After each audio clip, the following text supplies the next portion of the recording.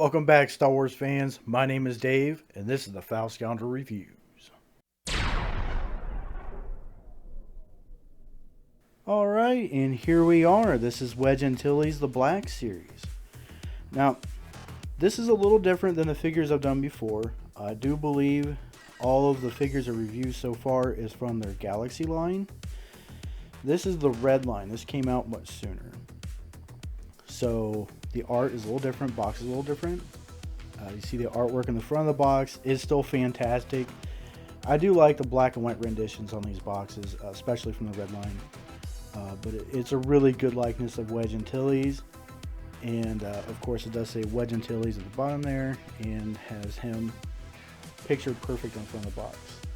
But let's take a look at the description on the back.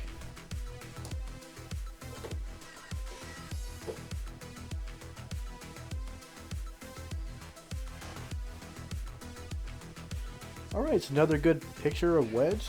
The same picture is on the front of the box, but blown up a little bigger. Really good detail. But the description reads, Wedge Antilles, a talented young rebel pilot from Corellia. Wedge Antilles survived the attack on the first Death Star to become a respected veteran of Rogue Squadron. Now, I know if you played some of the games, video games in the past, it's like Jedi Knight, Jedi Academy. Wedge Antilles shows up in a cameo during a mission where you have to sneak into a base, a mining facility of the Empires, and destroy it.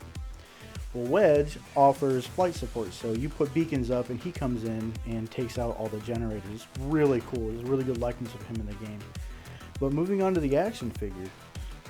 The back of the box, very clear on picture, very clear that it is number 102. And description is very good. That's one thing I miss about the new Black Series action figures. They do not have individual descriptions. They have, well, this is the Obi-Wan Kenobi series. This is what it's about.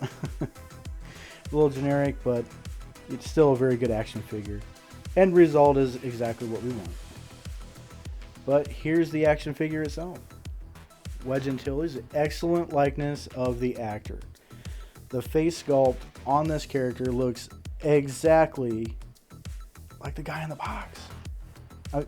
It doesn't get much better than that. Straight out of the gate with this character, they got it right, hands down. They got everything right, from the support systems on his chest, to the markings on his helmet, to the blaster that he carries, and the bandolier around his right calf.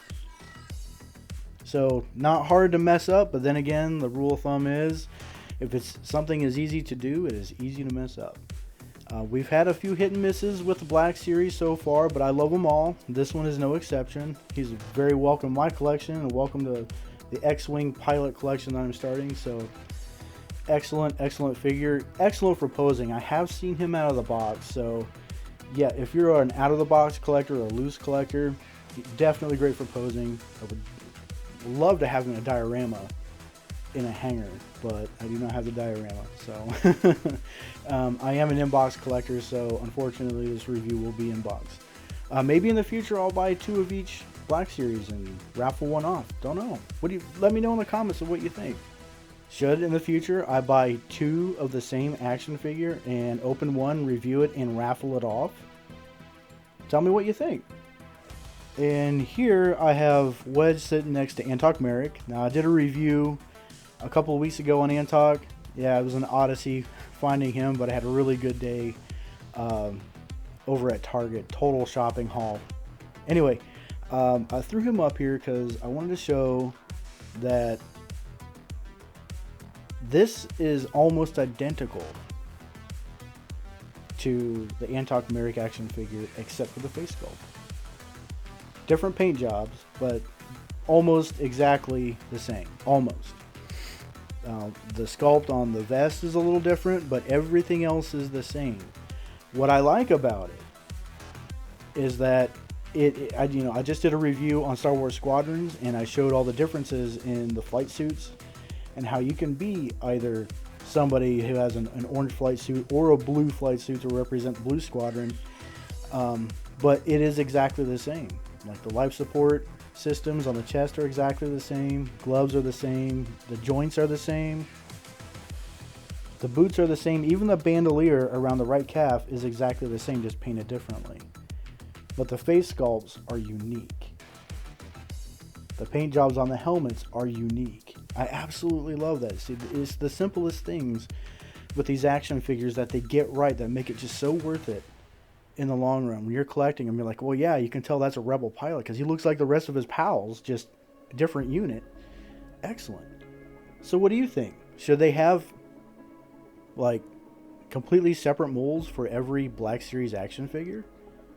Should it remain uniform like this? I think it should remain uniform. Well, not only for it keeping the price from getting any higher than what they are, which is catastrophic, but keeping uniform with the movies. I mean, the movies didn't have completely unique uniforms for every individual either. But let me know what you think in the comments.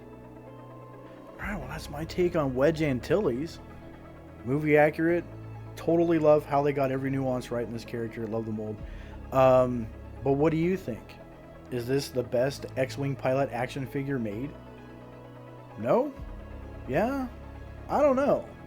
I don't have them all yet, so once I finally get all of the X-Wing pilots, I'm going to do a full-on X-Wing pilot action figure review. Hopefully sometime early next year. Who knows?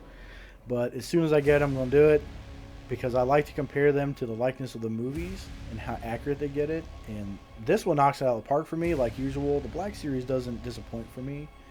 Like I've always said, the lightning in a bottle experience for Star Wars is within the fan themselves. So not only do I get lightning in a bottle, but every time I pick up a figure, it's lightning in a box. Love it. But anyway, what do you think? Is Wedge Antilles worth the price nowadays? He's still like $14, $15. Is he one of the best? Let me know what you think in the comments. But like everything else from Star Wars, if it's from a galaxy far, far away, you're never far from a good time.